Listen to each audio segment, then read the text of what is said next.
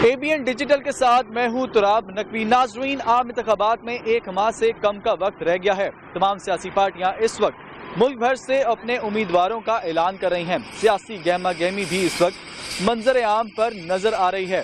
میں election survey کے لیے آج اسلام آباد کے جس علاقے میں آیا ہوں اسے رواد کہا جاتا ہے، جو اپنے انڈسٹریل ایریا ہونے کے حوالے سے مشہور ہے۔ یہ نیشنل اسمبلی کا حلقہ NA48 کہلاتا ہے۔ یہاں پر ہم عوامی رائے جانیں گے اور ان سے پوچھیں گے کہ آنے والے عام انتخابات میں وہ کس سیاسی پارٹی کو ووٹ دیں گے۔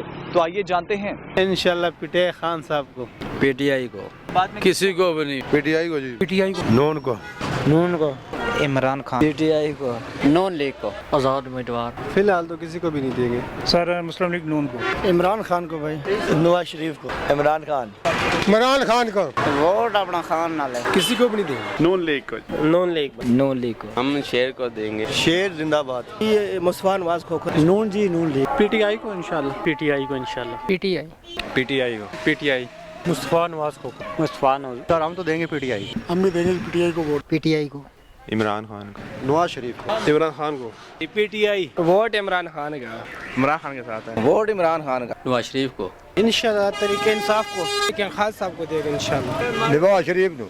ہم نے اسلام آباد کے علاقے رواد کا الیکشن سروے کیا۔ آنے والے عام انتخابات کے حوالے سے عوامی رائے جانی تو بظاہر معلوم ہوتا ہے کہ پاکستان تحریک انصاف اور نون لیگ کا ٹکر کا مقابلہ ہے یہاں۔ دوسری جانب آزاد امیدوار کے بھی ووٹرز بڑی تعداد میں اس حلقے اور اس علاقے میں موجود ہیں۔